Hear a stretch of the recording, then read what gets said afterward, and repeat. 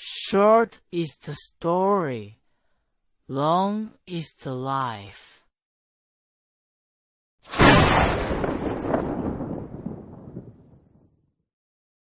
Wukong's archive presents China Urban Legends, The Bells of Shengjin Tower. In Nanchang, the older generation calls it Yuzhong. The Gan River passes south of the city, Poyang Lake lies north of it, and the summers are so hot it's like a steamer. It's one of the country's famous furnaces. How hot? My first year in Nanchang, one day in July, the thermometer burst from the sun. That evening after it burst, the stone slabs along the riverbank were hot enough to cook flatbread on. The people of Nanchang themselves say, "It's hot here because there's something underneath, holding down a fire that can't get out." I didn't understand what that meant until later. In the spring of 2004, I was transferred to work in Nanchang. My office was on Zhongshan Road, one street away from the August 1st Uprising Memorial Hall. The dormitory wasn't available yet, so Xiao from the office found me a place on Shizi Street. He said it was close to Shengjin Tower, Old Town, cheap rent, but the building was old. Wait till you get there and see. I asked, see what? He said, you'll know when you go. Shizi Street sits at the foot of Shengjin Tower, the oldest stretch of alleys in Nanchang. Blue stone roads, so narrow only a handcart could pass, lined on both sides with dense old houses, walls touching walls, eaves overlapping eaves. Look up and all you see is a sliver of sky. The houses are mostly brick and wood, with wooden doors and windows, pitch black, and every doorway has red paper couplets stuck on it, bleached white by the rain. A smell hung in the alley year-round. Couldn't tell if it was damp wood, old incense, or something else. Later, after I'd been in Nanchang a while, I understood. That smell, it's called old. My place was deep in the alley, second floor. Open the window and it faced Shengjin Tower directly. By day, the tower was gray and dusty, like a silent old man squatting at the end of the alley. At night, once it was fully dark, the tower's silhouette stood up and blocked half the sky. The first few nights I stayed there, I always felt like the tower was watching me. Later I thought it wasn't the tower watching me. It was something under the tower, through the ground, through the foundation, through dozens of meters watching this lit-up room. The landlord's surname was Chen, named Chen Shouyi. That year he was 76, living alone on the first floor. The old man was lean, slightly hunched, but his eyes were sharp. When he looked at you, it was like he was weighing something. He stood in the doorway and sized me up from head to toe, then asked, "Are you afraid of heights?" I said, "No." Old Chen nodded and said, "All right then. Remember one rule, when you hear the bells on the tower ring at night, don't count them." I asked him why. Old Chen didn't answer. He turned and went inside. As the door closed behind him, I heard him mutter to himself, "Count them, and it'll know you're listening." The Shengjin Pagoda stood at the end of Cross Street, less than 100 meters from my window. It wasn't a tall tower. 7 stories, 8 sides, built of gray brick, with upturned eaves on every level and copper bells hanging from the corners. Old Nanchang folks said the pagoda was built in the Tang Dynasty. During the Tianyu years of the Tang, a monk named Weiyi came to Nanchang. He didn't walk the streets begging for alms, nor did he preach scriptures. Day after day, he wandered the empty lot southwest of the city, circling it for over a month. When people asked what he was doing, he wouldn't answer. He only had them dig a pit in the center of the lot. When the pit reached 10 feet deep, there was a clink, and the spade struck something hard. They dug up an iron casket, its mouth sealed shut with molten copper. When they pried it open, 4 coils of golden rope, 3 ancient swords, and a golden bottle containing 300 relics of the Buddha. The monk held up the iron casket and spoke one sentence to the people gathered there. "This ground holds treasure, and it holds a monster. The treasure lies in the casket. The monster lies beneath it. The pagoda will suppress it." So the people of Nanchang pooled their money and built a pagoda over that pit, naming it Shengjin Pagoda, the Golden Rope Pagoda. golden rope to guard the treasure, a precious tower to pin down the monster. That's the story every old Nanchang native can tell. Old Chen told it in even greater detail. He said that when the foundation was being dug, they uncovered a well beneath the site. The water in it was black and gave off a cold vapor. The builders dumped 9 cartloads of lime into the well and pressed a great slab of bluestone over it before they dared set the pillars. He told me, "You listen good. Underneath that tower is a well, and underneath that well is something." Those words had been passed down through the Chen family for over 1,000 years. Over that 1,000 years, the pagoda toppled, was repaired, burned down, and rose again. It collapsed once during the Kangxi reign, was restored once during the Guangxu reign, and repaired again in the Republican era. The people of Nanchang believed one saying, "If the vine snaps, the gourd is cut. If the tower falls, Yuzhong is doomed." The vine was the old ivy that had grown up the tower. The gourd was the copper gourd atop its peak. If the pagoda fell, then Yuzhong, that is, Nanchang, would be ruined too. So the tower could not fall.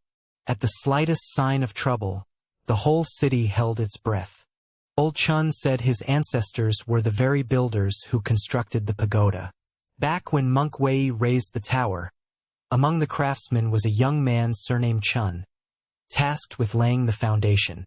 When he'd finished the 3rd course of masonry, that young man spat into the lime and said, "The thing down that well shares our family name."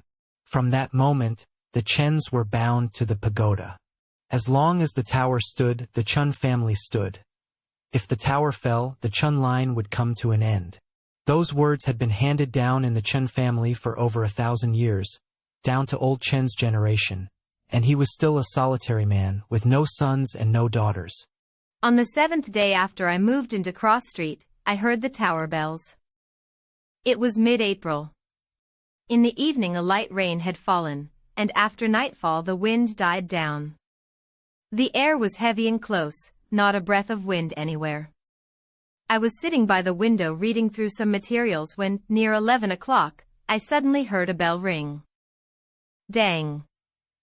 Very soft, like someone flicking a copper sheet with a finger. I looked up out the window. Shengjin Tower stood there in the darkness, the copper bells at the eaves utterly still. No wind. I thought I'd imagined it, and lowered my head to keep reading. About the time it takes to burn a stick of incense, it rang again. Dang. Then a third. Dang.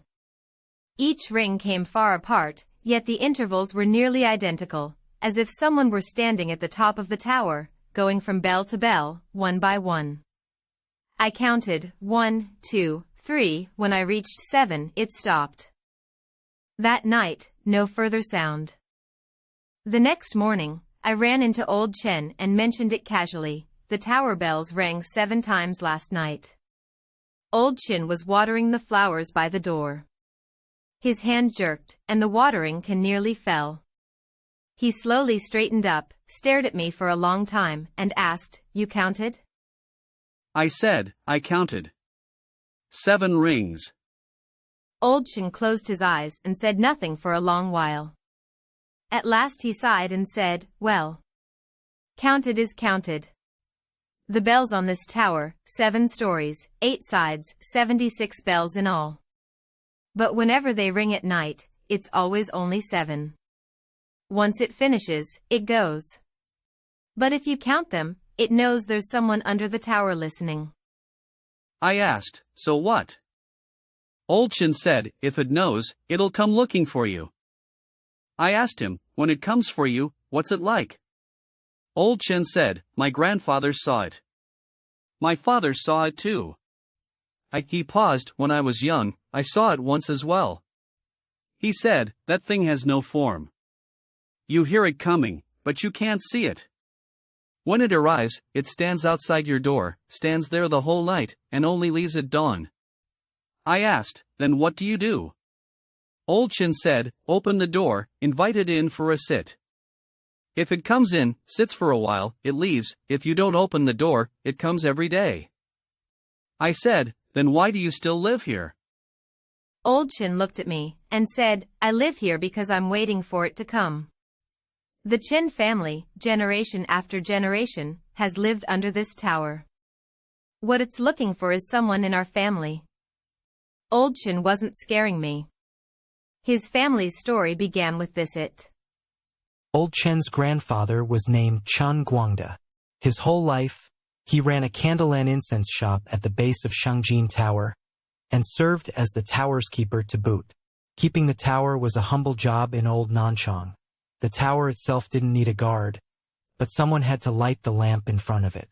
In the old days, an ever-burning lamp stood before Shengjin Tower all year round. Its oil money pooled from pilgrims all over the countryside. Chen Guangda tended that lamp his entire life.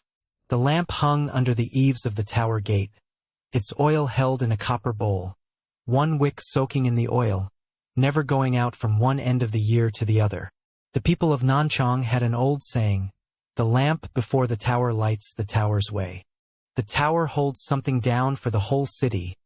The lamp lights the tower's path. No one was allowed to let that lamp go out.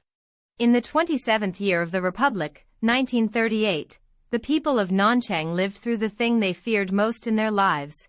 Japanese planes came to bomb the city. From that summer on, air raid sirens went off every few days. The planes came over in a black mass, bombs fell, and half the sky glowed red. Air raid shelters were dug all over Nanchang. When the sirens sounded, adults clutched their children and supported their elders, streaming into the shelters like a tide. Chen Guangda didn't run. He said that the lamp before the tower couldn't go out. If the lamp went out, the tower would lose its way. One night during a major bombing raid, the whole city squeezed into the air raid shelters, and Chen Guangda crouched alone at the base of the tower, guarding the lamp. Bombs were striking over on Cross Street, shaking the tower's bricks until dust sifted down. He later told Old Chen that that night he did his life's accounting. How many hours the lamp oil would burn, how many times the blast waves knocked the flame sideways, how many times he reached out to shield it. And on that very night, Chen Guangda heard someone inside the tower striking a wooden fish. Talk. Talk. Talk. Unhurried, steady, one strike after another, cutting clear through the sound of the explosions. Chen Guangda later told Old Chen that at the time he thought his wits had been rattled loose, that he'd misheard. But he listened the whole night, and the wooden fish never stopped. The next morning, when the bombing stopped, the wooden fish stopped too. When the people from Cross Street came running back and looked, the tower was still standing, and the lamp was still burning. Chen Guangda crouched beside the lamp. Half his hair turned white. After that, strange talk spread. In the worst months of the bombing, whenever the air raid sirens sounded, the wooden fish would sound from inside the tower. When the sirens stopped, the wooden fish stopped. Some said it was a monk in the tower chanting sutras for the dead. How many people died inside and outside Nanchang City that year, no one could say. All anyone knew was that the entire Gan River ran muddy. Old Chen said his grandfather remembered that wooden fish sound to his dying day. He said it wasn't chanting. It was counting. The presence in the tower, he said, was counting how many living people were left in the city. In March 1939, Nanchang fell. On the night the city fell, the tower's wind bells rang the whole night through. The next day, the copper gourd atop the tower sat crooked. After that, the wind bells went mute. Old Chen said his grandfather told him that in those 3 years, not a single bell on the tower made a sound. No matter how hard the wind blew, they stayed silent, like they'd all gone dumb. It wasn't until 1945, when the Japanese surrendered and Nanchang was liberated, that the tower's bells rang again that evening, along with all the city's clocks, the first sound they made in 3 years. After the story of Shengjin Pagoda, Lao Chun told me another one. He said that in Nanchang City, besides the pagoda, there was something even heavier than a pagoda, the copper Buddha of Yumin Temple. Old Nanchang folks all knew a saying, Nanchang may be poor, but it still has 36,000 gene of copper. that referred to the great copper Buddha in the main hall of Yumin Temple. How tall was that Buddha? Lao Chun said he climbed up to play on it as a kid, and sitting on the Buddha's toe was like sitting in a little boat. The whole hall, once the Buddha stood there was no room left for people. 36,000 jin of copper, cast in a solid pour. From the Tang Dynasty to the Song Dynasty, it took centuries to gather that much copper. Old Nanchang people honored this Buddha not just because it was huge, but because of an old saying, all the copper in the city was on the Buddha's body. As long as the Buddha was there, the city was there. If the Buddha ever disappeared, the city would go light. In 1958, during the Great Steel Campaign, iron gates, copper locks, pots, pans, and bowls from the city were all collected for steel smelting. Someone set their sights on the copper Buddha at Yumin Temple. For several days, people crowded around the temple entrance, beating drums and gongs, saying they were going to break down superstition. The copper Buddha was toppled, cut into pieces, and hauled away cartload by cartload to be smelted. Lao Chun said that on the day the Buddha was toppled, the bells on Shengjin Pagoda rang all afternoon. He was small then, and asked the adults why the pagoda was ringing. The adults said the pagoda was seeing the Buddha off. The man in charge of melting the copper was a distant uncle of Lao Chen's, surname Sun, and everyone called him Old Sunday. Old Sun had worked as a furnace man his whole life. Smelting copper and iron was his craft. But that time he ran into something he'd never encountered. He said the Buddha's pieces went into the furnace and burned for 3 days and 3 nights, and the copper melted out, glowing red. But when it was poured into ingot molds, it wouldn't set into ingots no matter what. What came out kept swelling into a vague shape with a head and a body, like a person sitting. It would harden during the day, then melt again at night. For 3 straight days it was the same. On the 4th day, the factory leaders got anxious and said, "Smash it." The workers smashed the solidified thing to pieces and put it back in the furnace. This time, the furnace burned until midnight, when suddenly there was a loud bang. Molten copper overflowed from the furnace mouth and spilled all over the floor. When people went to look at dawn, all the spilled copper had set, hardened into thin sheets spread flat on the ground, like a floor full of scales. From that day on, Old Sun wasn't right.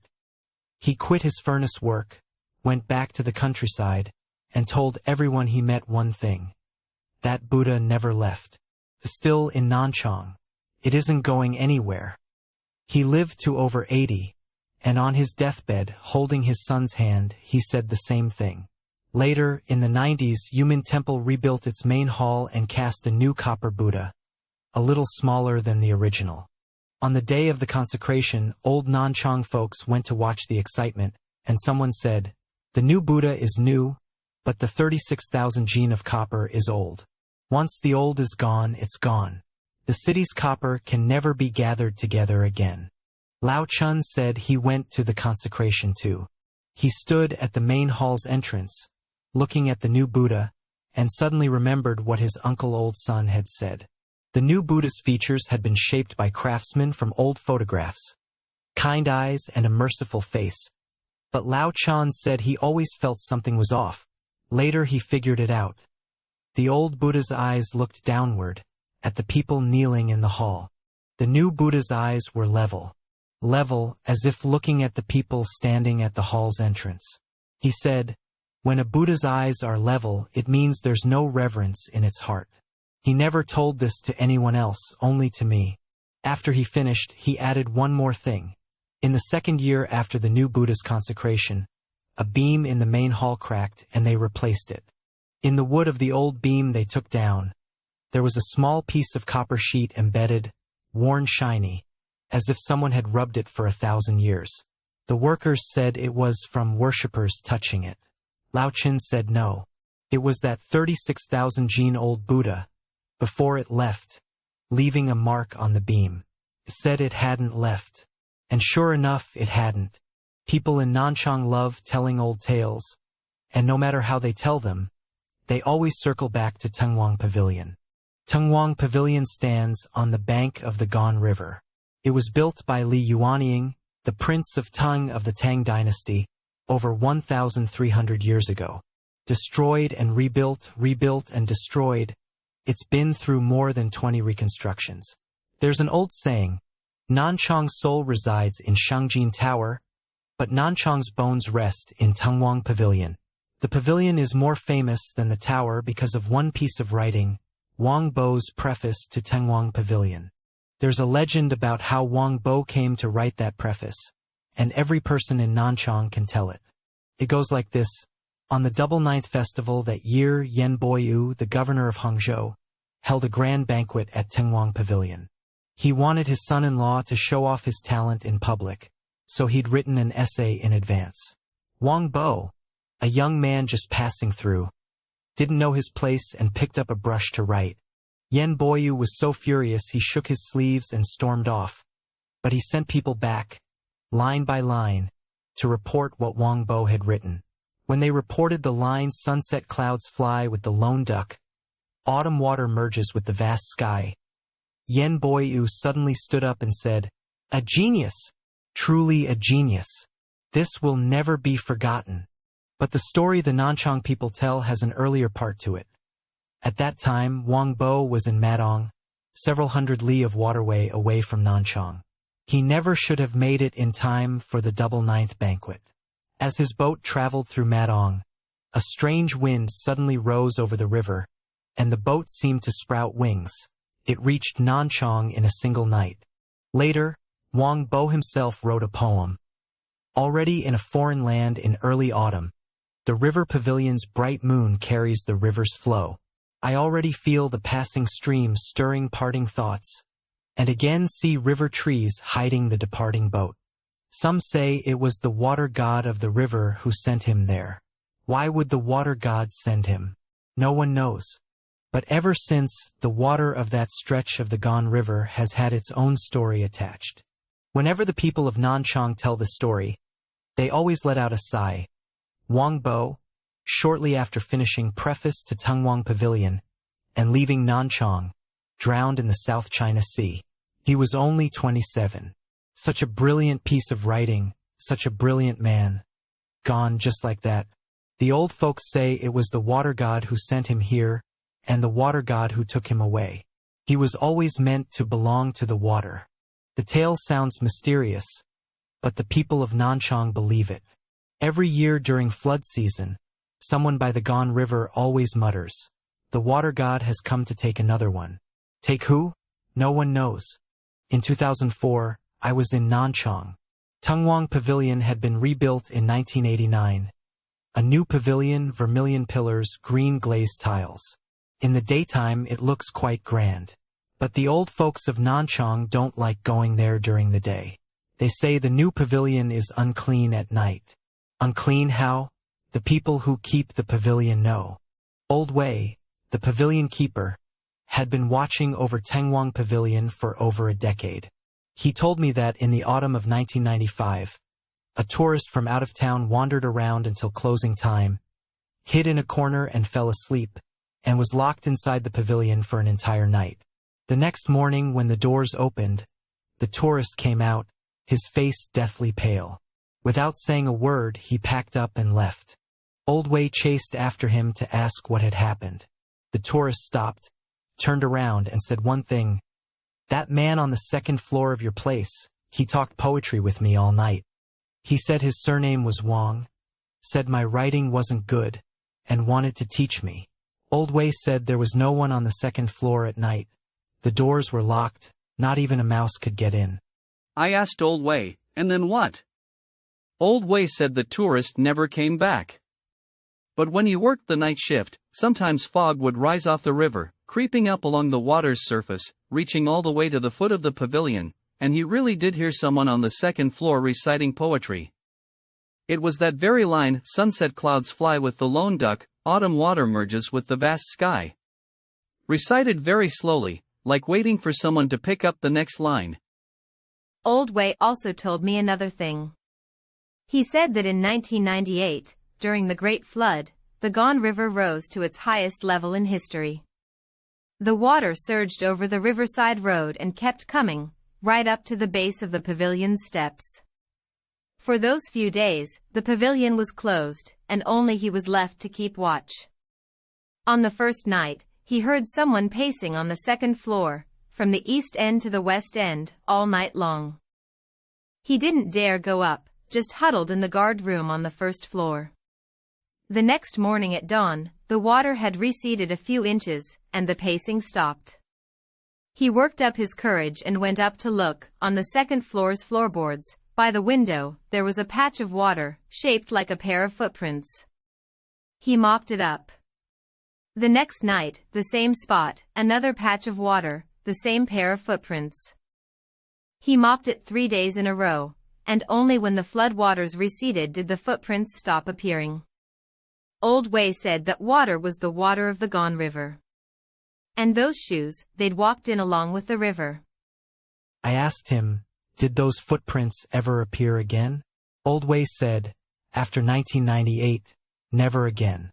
When the flood receded that year, the riverside road was repaved with asphalt, and the pavilion steps were repaired too. But I kept thinking about that patch of water, the water of the gone river, seeping into the pavilion, leaving a pair of footprints on the second floor's floorboards. The old folks of Nanchang say the water god sent Wang Bo here, and the water god took him away.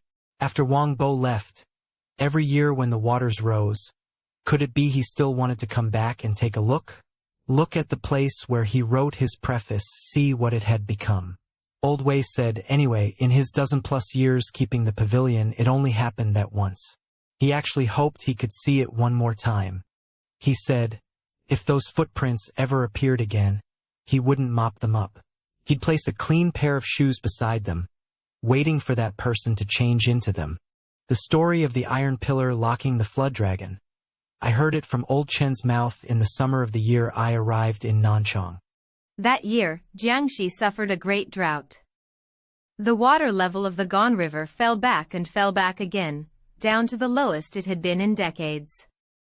The sandbank in the middle of the river emerged, pale and white, walkable for people.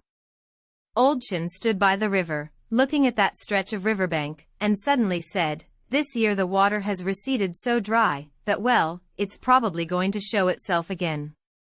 I asked what well. Old Chen said, the old well of Wanshou Palace. He explained that during the Jin Dynasty, there was a county magistrate in Nanchang named Su Sun, who later became an immortal, and people called him Su Jinjuan. At that time, there was a flood dragon in the gone river. Every year it caused great floods, drowning the city and drowning the fields. The flood dragon is a creature of the water. The bigger it gets, the bigger the floods. The first year it flooded half the city, and the second year it dared to sweep an entire street into the river. Su Sun fought the dragon for decades, from the county office all the way to the middle of the river. In the end, he used an iron pillar to lock the dragon inside a well, suppressing it beneath Wanshou Palace. Words were carved on the iron pillar. Iron pillar suppresses the dragon, not pulled for 1,000 years. When the water rises 1 inch, the pillar grows 1 inch. The dragon lies at the bottom of the water, never to turn over for all eternity. Old Chen said his grandfather had told him that the well was originally beneath the main hall of Wanshou Palace. Later, the palace was destroyed and rebuilt and destroyed, and no one could say for sure where the well was anymore. Some said it was under the palace wall's foundation, some said it was by the gone river. Anyway, there was an old rule. In the year the water recedes until the well mouth is exposed, the people of Nanchang must be careful. Because the moment the well mouth is exposed, the dragon at the bottom knows that the pillar suppressing it has been exposed another section. When the pillar shows one more section, the dragon can move 1 more inch. If Nanchang had a great flood that year, the old folks would say, the dragon has awakened. That autumn, people really did spot a well on the riverbank. Just outside Zhongjiang Gate, by the edge of the gone river, in the receded riverbed, half a section of blue stone well curb was exposed. Words were carved on the well curb, worn down to only half remaining, unrecognizable. Word spread, and quite a few people went to look. Old Chen went too. After he came back, he didn't speak for a long time. I asked him what he had seen. Old Chen said, that well curb, it was new. I asked, new in what way? Old Chen said, blue stone soaked in water for several hundred years should be black and slippery, covered in moss. But the curb of that well, the stone was blue, the edges were straight, as if, he stopped there, and finally said, as if it had only been carved a few years ago. I said, then maybe it really was newly carved, some prankster buried it there. Old Chen shook his head, the well curb was buried beneath the water. Before the water receded, who could see it? Something no one could see, who would carve it? Unless, it was carved by someone beneath the water. I asked him, what was down there under the well? Old Chen said, no one dared to go down. The people who went to see the well on the riverbank that year all stood 10 paces away. Only one person walked up to the well edge and leaned in to look. He was a young man from out of town, who didn't believe in superstitions, insisting he had to see for himself. He lay over the well curb and took one look down. Just one look. After he stood up, his face changed color. Without a word, he turned and left. Someone chased after him and asked what he had seen. The young man said, there's water in the well. Very deep water. At the bottom of the water, there's an eye, looking up. That autumn I made a trip to Qingyunpu. Qingyunpu is south of Nanchang City, by the side of Dingshan Bridge. It was the residence of a Ming Dynasty prince's descendant. That descendant was named Zhu De, the 9th-generation grandson of Zhu Quan, the prince of Ning and 17th son of Zhu Yuanzhang, genuine imperial kin. When the Ming Dynasty fell, he was 19 years old, and overnight he went from being a young master in a prince's manner to a leftover subject of the fallen dynasty. He pretended to be mute, pretended to be mad, and later became a monk, taking the Buddhist name Bada Shanren. That man was famous for his paintings. When he painted fish, the fish rolled their eyes. When he painted birds, the birds rolled their eyes. When he painted rocks, even the rocks craned their necks askew, with an air of couldn't be bothered. People in Nanchang said that when the Ming fell, his heart was bitter, and he couldn't speak it. So he painted it all on paper. His signature, Bada Shanren, when read together, looks like crying and laughing. The birds he painted never saw people. The people he painted were always only half-bodied. The mountains he painted always had bald tops. Old Nanchang folks said there was never anything complete in his paintings, because his world had long since shattered. The old painting restorer at Qingyunpu, surnamed Tu, had spent his whole life tending the paintings at the Bada Shanren Memorial Hall. He told me an old story. In 1966, Red Guards raided Qingyunpu and wanted to burn the paintings. The old staff at the hall hid a batch of paintings in a cellar overnight, and among them was Bada Shanren's Lonely Bird. In that painting, a bird stood on one leg on a withered branch, rolling its eyes, craning its neck, staring at the sky. The night the painting was hidden in the cellar, a young man was assigned to keep watch. The young man later said that in the middle of the night, he heard movement in the cellar, a sound like something flapping its wings. He didn't dare unlock the door, so he crouched by the air vent and peered in. The cellar was pitch black, and he couldn't see a thing, but that flapping sound went on, beat after beat, until dawn. The next day, the old staff opened the cellar, and the paintings were all there perfectly fine.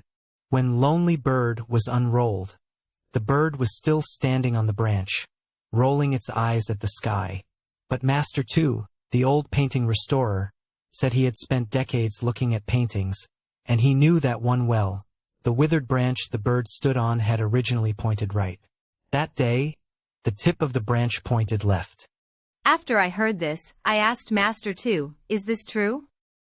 Master Tu didn't answer. Instead, he asked me, go look at that painting yourself. See for yourself. I went. At the Bada Shanren Memorial Hall, Lonely Bird hung in a glass case. A bird, one leg, a withered branch, a white eye.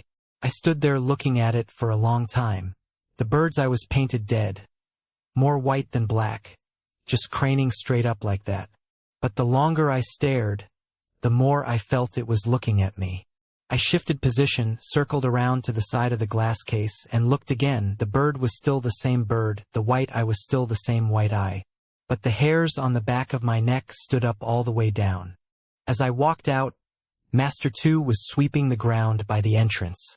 Without lifting his head, he said, "You saw it." I said, "I saw it." Master Tu said, "That's right. It's looking at you, not at the painting." He said Bada Shanren painted white eyes his whole life. You think he was looking at the sky? No. He was looking at people. At every person in this world.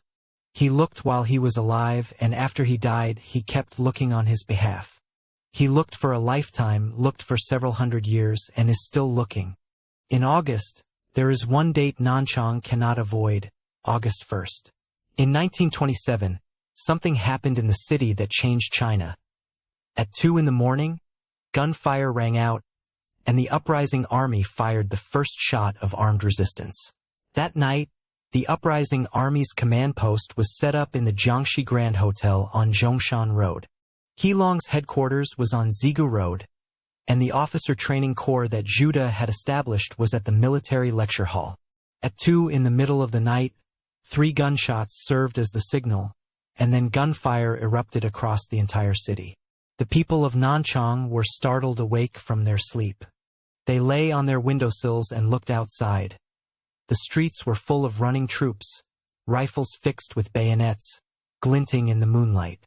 Old Chen's great-grandfather, Chen Guangda's father, was also in Nanchang that year, running a general store at the cross street intersection. On the night of the uprising, he was woken by gunfire and peered out through the crack in his door.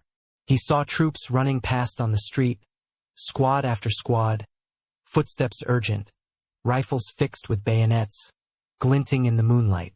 The troops ran for a long time before the sound of footsteps on the street gradually thinned out. Just as the troops were about to finish passing, the great-grandfather saw someone following at the very end of the column. The man wore a long gown. He didn't look like a soldier. He wasn't walking fast either, keeping a certain distance from the troops running ahead of him, as if he was in no hurry.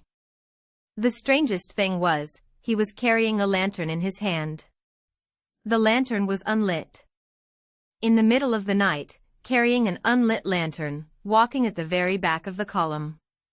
The great-grandfather stared at him, watching him cross the street intersection, past the general store, step by step, going deeper into the alley. The next day, the great-grandfather asked everyone he met. Last night, behind the troops, that man in the long gown carrying a lantern. Did you see him? Everyone on the street said they hadn't seen him. The troops were all soldiers. How could there be someone in a long gown? The great-grandfather refused to accept it. He chased the question until dawn, asking all around Cross Street, the foot of Shengjin Tower, and outside the Zhangjiang Gate. No one had ever seen such a person. That matter became a thorn in the great-grandfather's heart. He later told his children and grandchildren about it his whole life. On the night of the uprising, the troops were going to fight, and where there's fighting, there are the dead. But none of the people of Nanchang ever expected that on that night. Both sides would have men who wouldn't come back. The great-grandfather said he figured it out later. That unlit lantern was lighting the way for the ones who couldn't come back. The lantern wasn't lit because on that side of the road, no light was needed.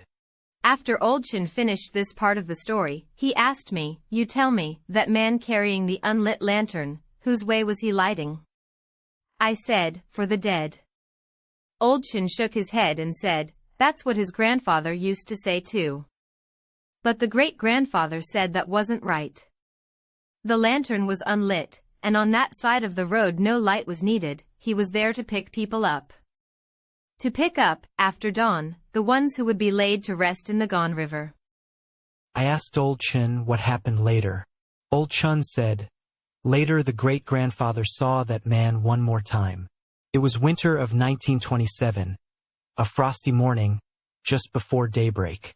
The great-grandfather opened the door to take down the door planks and saw someone standing at the mouth of the alley, wearing a long gown, carrying an unlit lantern, standing there motionless, as if waiting for someone.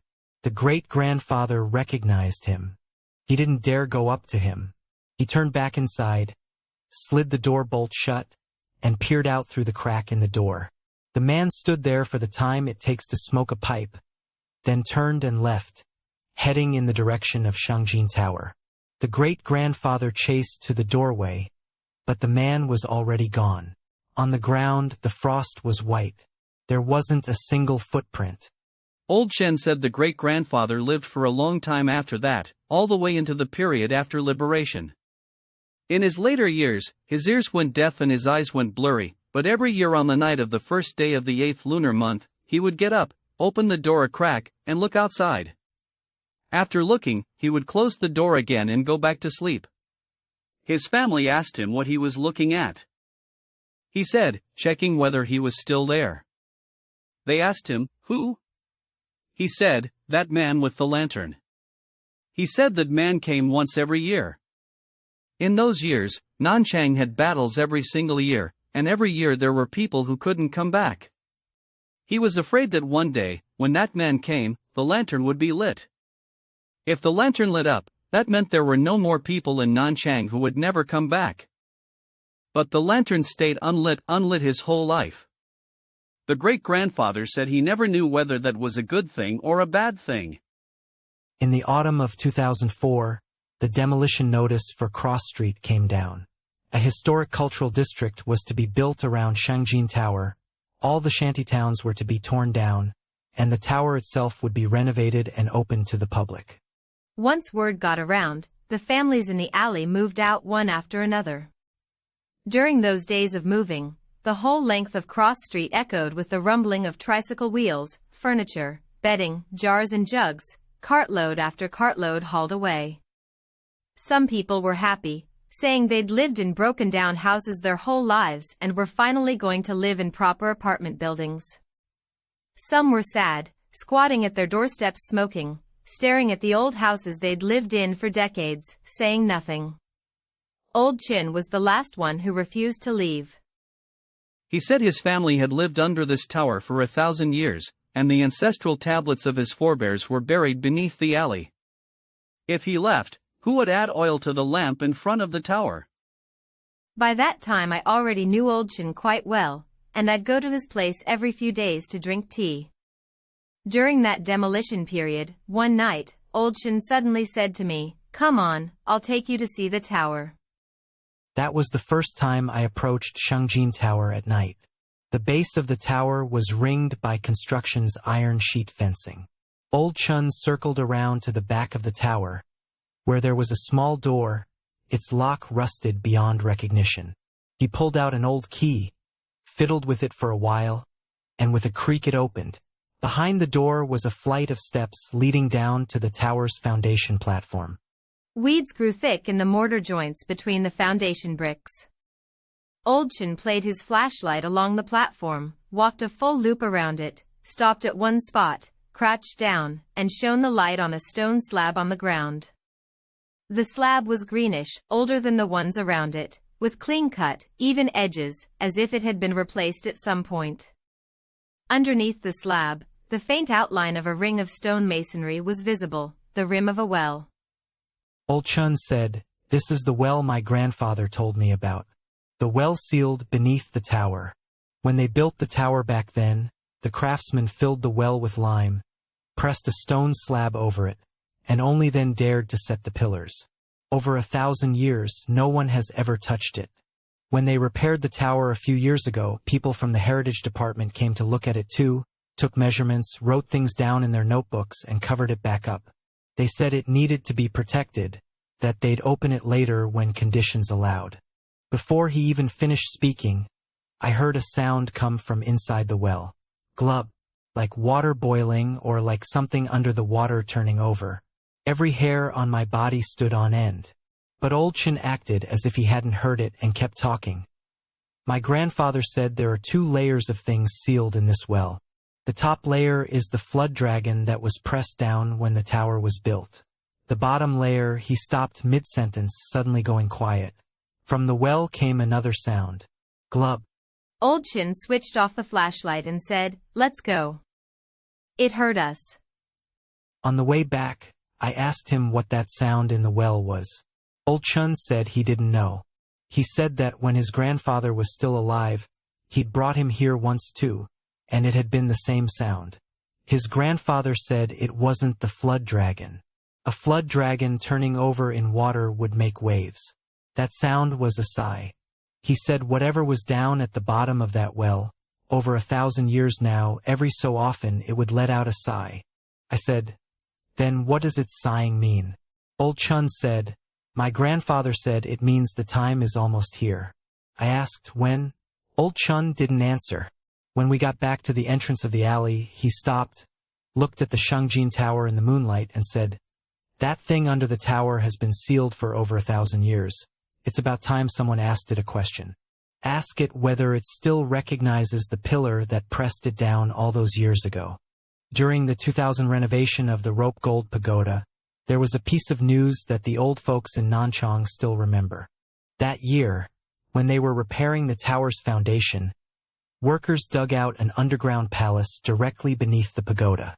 The underground palace was small, with a vaulted ceiling of blue bricks, and in the very center sat a stone casket. When the stone casket was opened, inside was an iron casket, the very iron casket from the legend, with the golden rope wound around it 4 times, 3 ancient swords, and a golden bottle of relics, not a single item missing. The news appeared in the newspaper, and cultural relics officials came, carefully taking each item out and registering them one by one in the records. Old Nanchang residents spread the news excitedly. What the ancestors had passed down was true. Beneath the tower there really was golden rope. But Old Chen told me, the newspaper didn't print the whole story. He said, beneath the stone casket there was another layer. The floor of the underground palace was paved with blue bricks. When the cultural relics officials pried up the bricks, they found a hidden chamber below, smaller than the underground palace, with walls of raw earth, no bricks. In the center of the hidden chamber stood a stone slab. The front of the slab was inscribed with characters in regular script, carved very neatly. Old Chen said he asked around through connections and copied down a few characters. The casket contains its treasure. The tower suppresses its demon. The well binds its soul. When the 3 align, Nanchang is at peace. When the 3 are disturbed, Yuzhong shall fall. I asked him what happened to the stone slab afterwards. Old Chen said the cultural relics officials looked at it and said there was no historical record corresponding to this inscription, that it may have been attached by later generations. They registered it and put it into storage. Since then, no one has mentioned it again. I said, "Isn't that a good thing? It means beneath the tower, aside from the legend, there's nothing at all." Old Chen shook his head and said, "You don't understand. What my grandfather passed down is, beneath the tower there are 2 layers. The top layer binds a dragon. A dragon is a creature of the water, and it fears iron. But the layer below, what it binds is not a dragon." He said, "A dragon still has a form, it can be locked, can be bound. But that layer below, it doesn't even have a shape." More than 1,000 years ago, that monk named Weiyi dug up the iron casket, said, "The treasure is in the casket, the demon is beneath the casket," and then built the tower. Tell me, what does the tower suppress, the demon beneath the casket, or the soul at the bottom of the well? He paused, then said again, "My grandfather said, the words on that stone slab were not attached by later generations. They were carved at the time the tower was built." He said the young man from the Chen family, who laid the tower's foundation, personally saw that stone slab being hoisted up from the well. When the slab came out of the ground, the black water in the well bubbled and churned upward, and kept rising for 3 days and 3 nights. The craftsmen filled it with lime. They filled it in, and the water burst through again. They filled it again, and it broke through again. In the end, the monk Weiyi walked over, took off his cassock, and laid it over the mouth of the well, and only then did the water stop. On the day the cassock was laid down, The foundation pillars dared to be set. I asked Old Chen, where is that stone slab now? Old Chen said, it's in the storage room. But my grandfather said, at the moment the slab came out of the well, there was a voice from below the well, coming through the water, asking one question, what time is it now? Old Chen looked at me and said, you hear that? Even the one beneath the well knows to ask about the hour. What it's asking is, from the day it was pressed down, to now, how much time has passed. I left Nanchang in 2006. When I left, Cross Street was already more than half demolished, and the Shengjin Tower was still behind construction barriers, its body covered in scaffolding. Old Chen had moved to the ground floor of an old building west of the tower, still living alone. I went to say goodbye. He was sitting at the door soaking up the sun. When he saw me, he nodded and said, "Leaving, are you?" I said, "Yeah, I'm off." He thought for a moment, then said, "Remember what I told you. As long as the tower stands, Nanchang stands." I said, "Got it." In 2011, I heard from afar that Old Chen had passed away at 77. He went peacefully. In the morning, a neighbor knocked on his door and found him sitting in his chair, as if he'd fallen asleep. His room was tidy and clean. On the table sat a copper lamp, filled to the brim, the oil he'd prepared for the lamp in front of the tower. The neighbor said that in the days before he died, he kept murmuring the same thing over and over, "The lamp cannot go out. If the lamp goes out, the tower can no longer be seen." Old Chen had no children, so the street committee handled the funeral arrangements. The day of his funeral procession, the Shengjin Tower had just finished its restoration. The tower body was freshly painted, and the copper bells on the eaves had been replaced with a new set. The procession set out from the entrance of the old building, walked to the cross street intersection, then turned a corner toward the tower. The coffin bearers said that when they reached the foot of the tower, the bells rang a few times. That day there was no wind. In 2014, the Shengjin Tower Historical and Cultural District opened, and I went back to see it once. The tower was still the same tower, freshly painted, the copper bells on the eaves jingling in the wind. A stele had been erected in front of it, inscribed with the tower's origin. In the Tianyu era of the Tang Dynasty, the monk Weiyi, with an iron casket and golden rope, 300 relics. The characters were newly carved, but the story was still the same story. Cross Street was gone. The old houses were gone. The incense and candle shop was gone. The Chen family's old house was gone too. At the street entrance stood a tall memorial archway, and tourists flowed through in crowds. Hawkers selling candied hawthorn skewers, claypot soup and Shengjin Tower pastries, their cries filling the air. In front of the tower, a small square had been newly built, and at its center stood a bronze tripod with a few sticks of incense burning in it, smoke curling upward. I stood in front of the tower for a long time. That evening, there was no wind. Just as I turned to leave, the bells on the tower rang. Dong, dong, dong, one note, then another, the intervals almost exactly even, unhurried, as if someone were standing at the top of the tower, ringing them one by one for the people below to hear. I stood in the crowd and counted again. 1, 2, 3, 4, 5, 6, on the 7th ring, it stopped. Still no wind. But the bells had rung. Suddenly I remembered Old Chen's words, "If you count, it knows you're listening. And once it knows, it will come for you." In 2016, the Provincial Museum held an exhibition displaying artifacts unearthed from the underground palace of Shengjin Pagoda. I saw the news in the newspaper and made a special trip there. The exhibition hall was small. In the center stood a glass case, lined with yellow silk, holding those three objects: an iron casket, an ancient sword, and a golden vase. The iron casket was dull and dark, with the copper sealant still covering half its opening. The ancient sword was so rusted that only its shape remained, its blade bearing faint traces of patterns that could barely be made out. The golden vase was only palm-sized, its mouth sealed with wax. Through the glass I could see a dark shadow inside the vase. Beside it stood an information plaque describing the excavation, its last line reading, "The golden vase contains 320 relic pearls." 320. I looked at that line, and my heart gave a jolt. In the legends, it was 300. The story that old Nanchang residents had told for 1,000 years was also 300. But when the relics were excavated and counted, there were 320. The extra 20 had no records, no known origin. The plaque glossed over it with a single casual sentence. I asked the docent beside me why there were 320 instead of 300. The docent was a young woman. She paused for a moment, then said that this was simply how many were counted during the excavation, and that the specific reason wasn't written in the archives.